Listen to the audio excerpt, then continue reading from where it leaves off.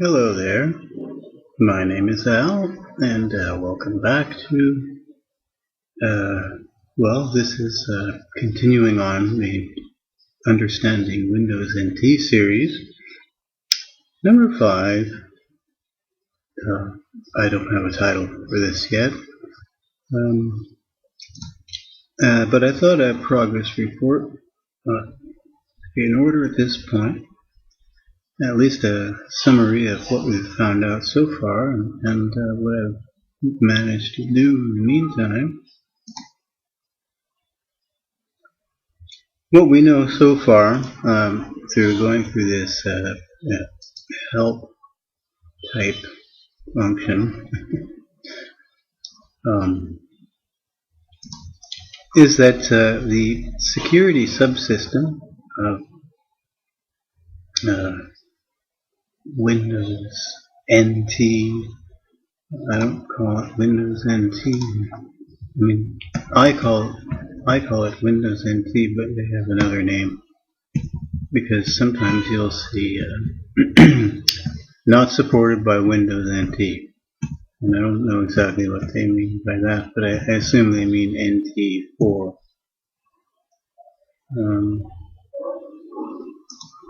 Where's the basic start, like the start page? Security overview.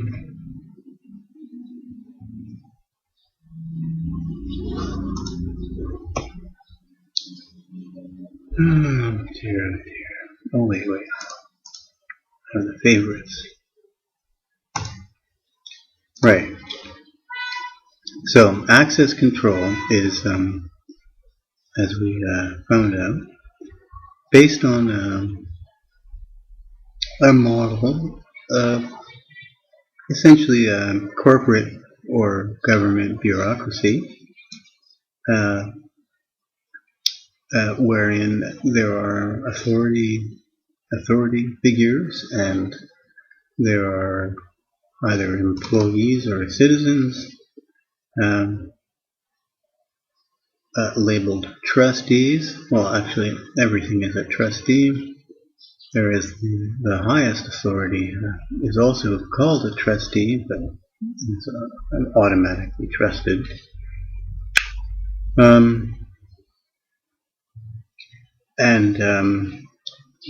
My initial interest was in deciphering this security descriptor definition language because I was interested in finding out what went wrong with a function that I had that had to do with these DACLs. Discretionary access control lists. I did find out quite a bit, and then a lot of the words made a lot of sense.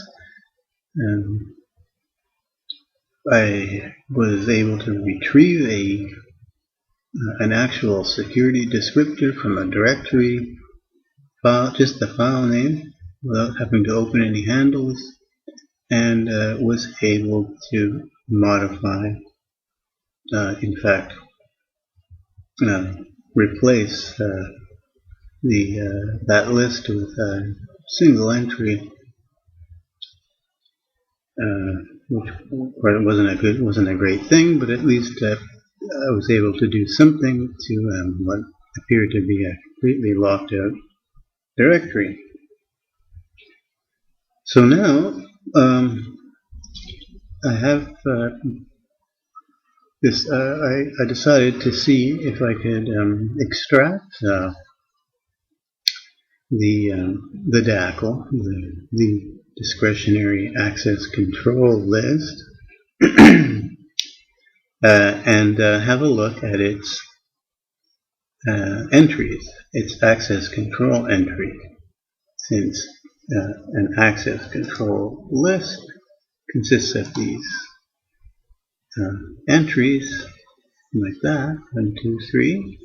I figured that if I have the security descriptor, and I've requested this piece of it at least that I should be able to walk through and extract them out, and I did that. In fact, this is the function that I invented called getFile DACL, and it returns a list of well, these are smart pointer type objects, but each one represents an access control entry. They are of variable size, and so you can't really put them in an array. Well, they can be also varying type. Now, the actual types are not indicated in the header file. I just have a generic access control entry and some functions I define, some things to print out information in text format. I have one non-text, or a couple of non-text functions. This is really irrelevant, but that tells you what the size of this particular structure is. This ID is really kind of meaningless. The textual description is more meaningful. And there's this one function just sort of prints out all the textual information in one go.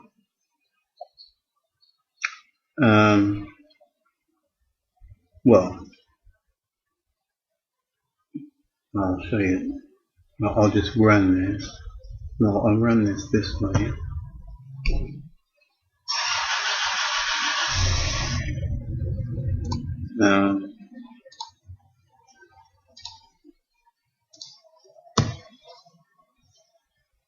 So first thing, I print out a number, and then I print out that text info. I should have put a delimiter here. Why don't I do that, just so you can see that.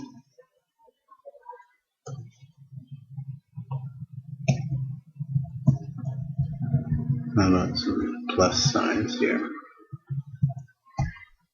After printing out the general info, I print out some specifics.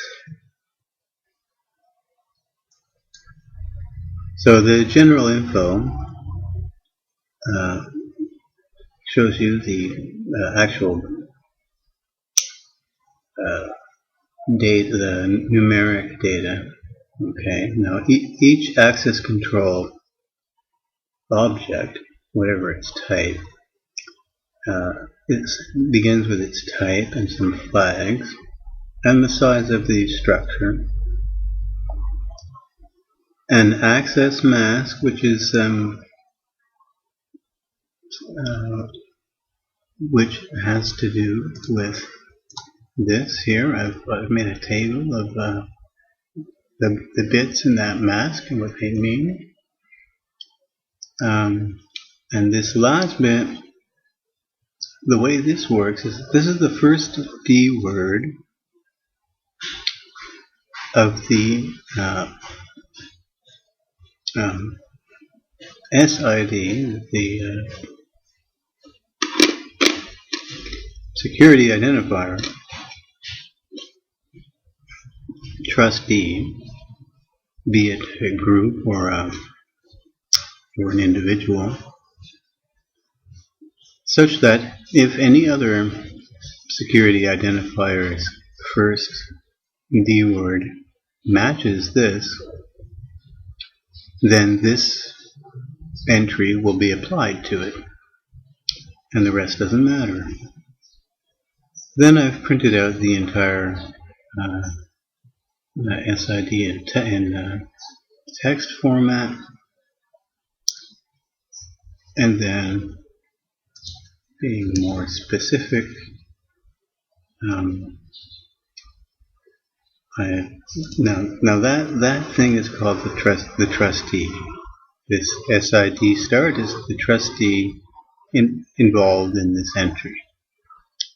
And so this is that trustee's security identifier number, and I have created a function that converts that trustee, the binary format version, into a string, and that one happens to be built-in administrators.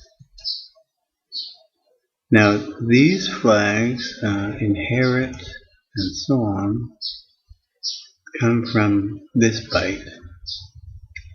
Well, the inheritance part of it anyway comes from that flag, and permissions comes from this 32-bit thing, and that is to do with this mask.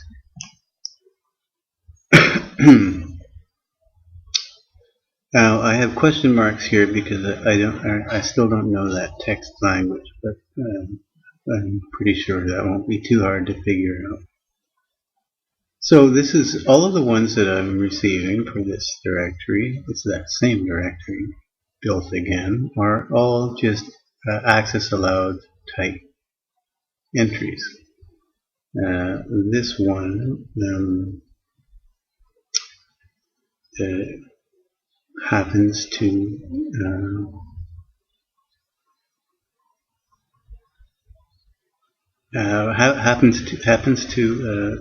grant all standard rights. And the standard rights are delete, read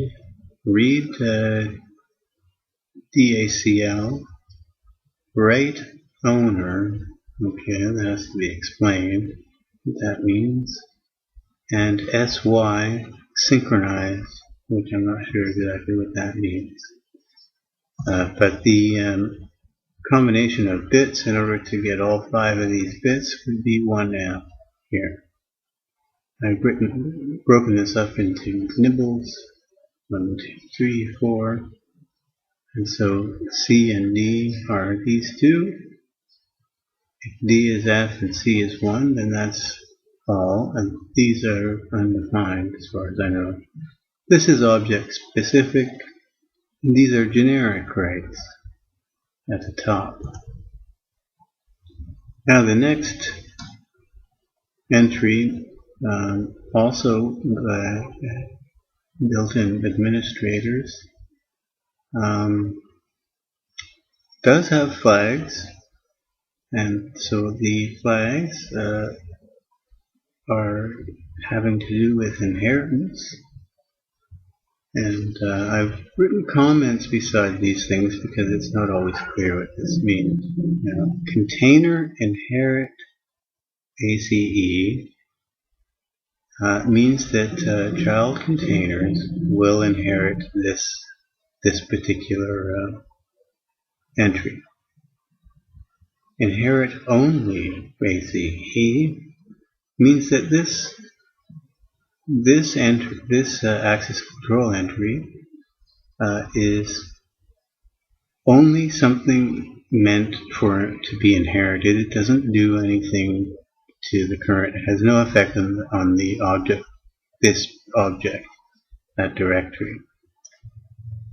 And this inherit ACE object inherit ACE has to do with non-containers, that is, objects are not apparently there's containers and objects as far as inheritance goes, and an object would be like a file, and so that means that now children will inherit this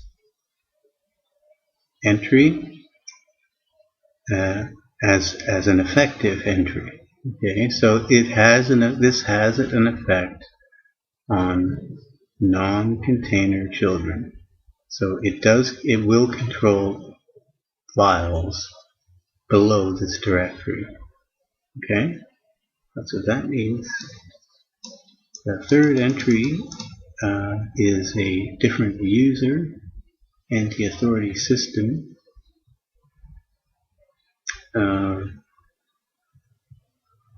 And again, now this has standard rights all, and these are object-specific flags, which I don't know what their meanings are. But as far as it's very similar to the other one, except for this extra bit. And again, it seems like they come in pairs. Now the second entry, you'll also notice here. No, did I even write that out here? Oh, permissions, yeah. This has a generic all. That means that some of these flags are set. And generic all is the lowest bit. So 1 is generic rights all, access allowed all for administrators. Similarly, for the system, it has a generic all in this bit.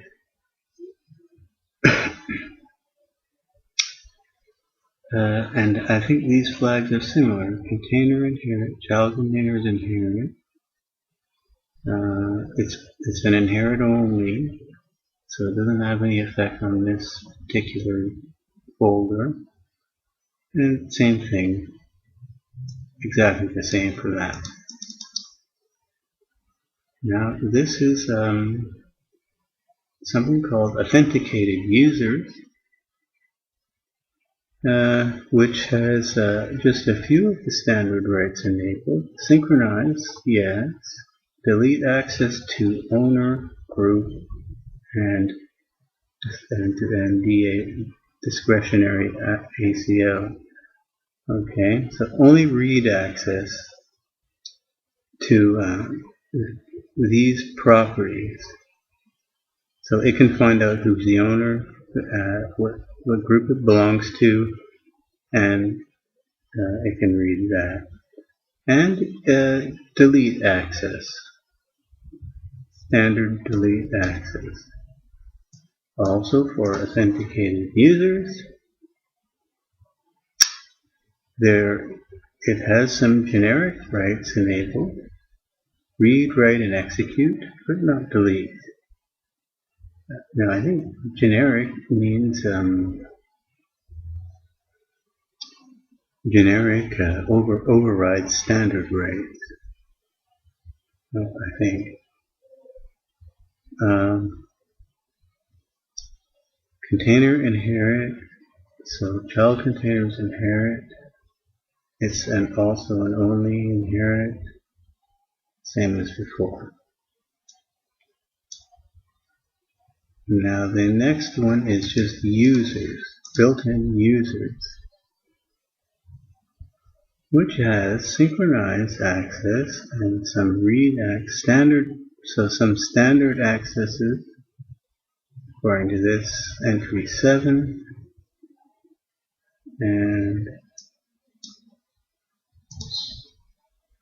and a couple generic read and execute.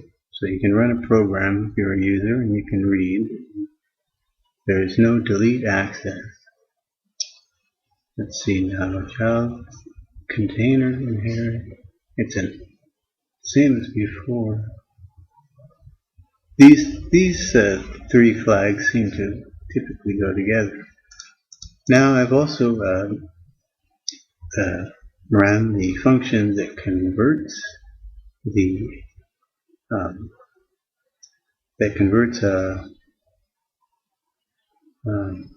you call it? The thing that we've been looking at. Are not the list, but the security descriptor. Security descriptor remember the starting point was string security descriptor to this here. Alright. Convert string security descriptor to security descriptor, but you can also do it the other way around. And since I have a security descriptor containing just the discretionary access control list, I can print it out. And it's if you read through this, each of these entries does appear to have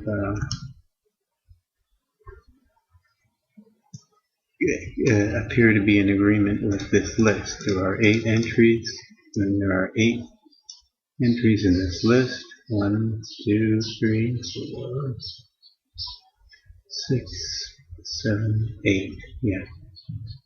Okay, so all I got out of the thing, all I asked for actually was that.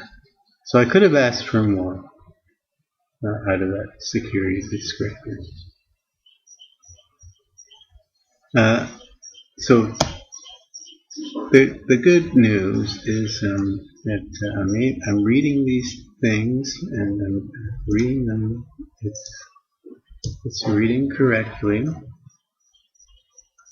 It's not getting out of sync or anything, although I'm only getting one kind of thing, right? Right now, all of these types, that virtual class that defined up here, access control entry, right?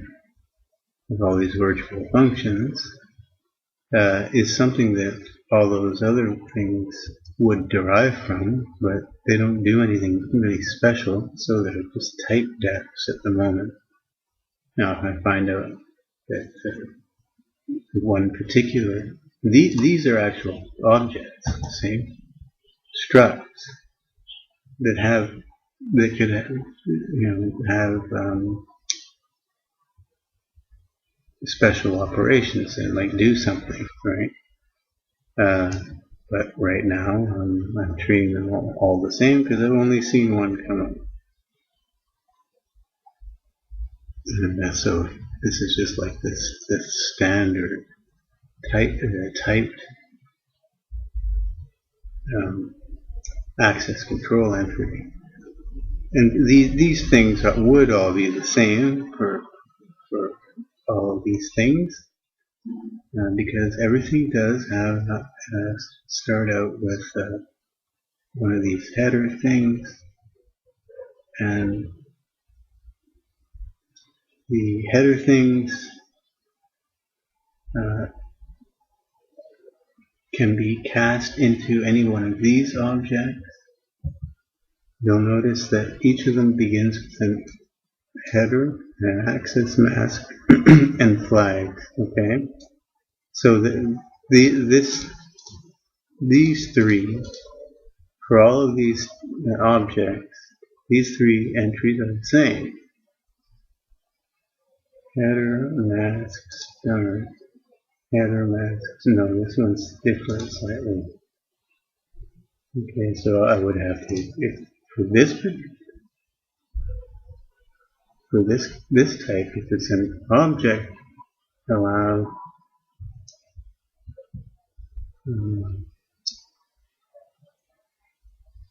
well, it would still work because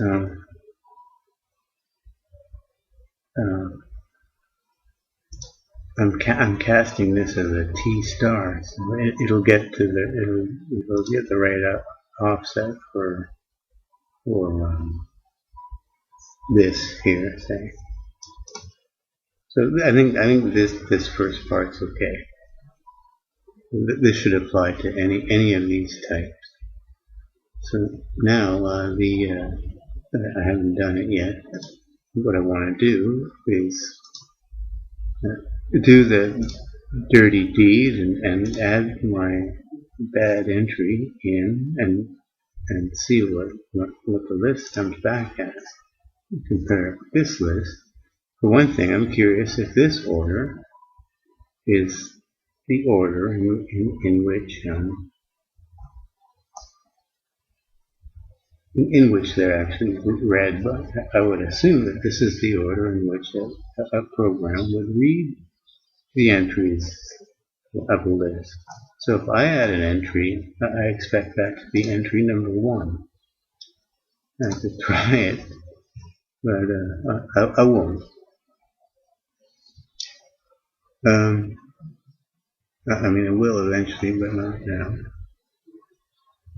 Now, so obviously, in order to get all this working, we had to add a bunch of little mini functions, to make descriptions and so on. Now, at some point, I was working with something called a trustee, and that path kind of just died out. So I don't know if I really want this function anymore. I'll leave it there.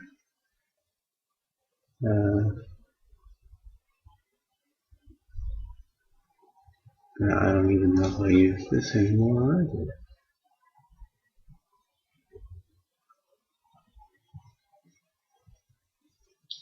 I think I use it for an assertion, maybe.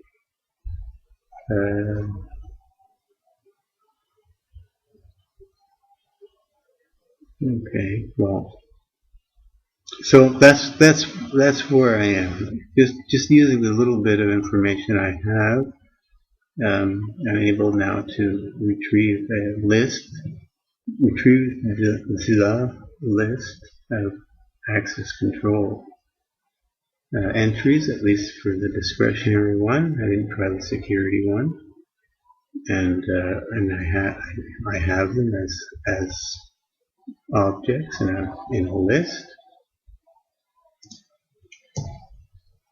right? Now, if it's possible to retrieve this list, it's possible to set it. So my first attempt, I suppose, will be to retrieve this list, and without using the special lingo, the language of the magical language of security descriptor definition, I just plan to delete the bad entries that I put in, and then do whatever one does in order to set. It's called set file security. It's similar to get. There's a set, where make absolute set file security, right? Now there's an equivalent. Well, there's this. And if I have a list of access control entries, then I can piece together an access control list, right? The actual list format is simple enough. Here is where I retrieve it. Well, I needed size, but getting the list itself is just a pointer, and it has a 2D word header, which is this type of struct. Okay, revision. That's 8 bytes, followed by basically a contiguous list of these entries. Of course, that isn't provided. It's self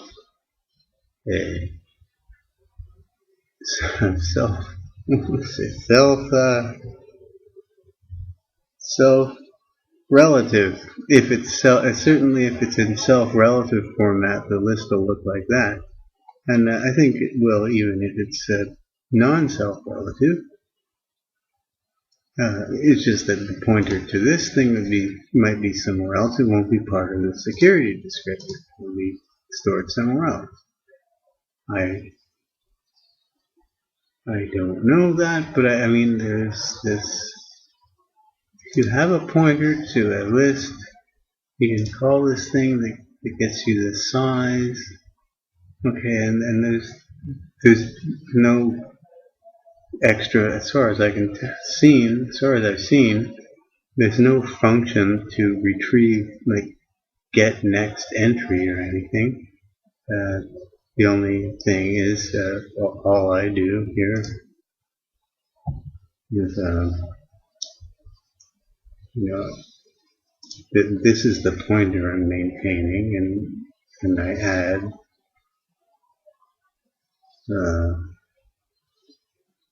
to the pointer size, right? The new pointer it's always an ACE header because everything starts with 1, and then I add the size of the struct that I just extracted, and that gets me to the next one. As far as I know, that's the only way to do it. But I could be wrong. Okay, so yeah, I know that's not exactly very exciting, but to me, I feel like I have some level of I'm seeing this. I'm seeing the stuff now, extracting the data and seeing it in its raw form, right? Not through some funny mechanism, and I'm able to make this comparison, and even without reading the help on this, I deciphered what much of this means.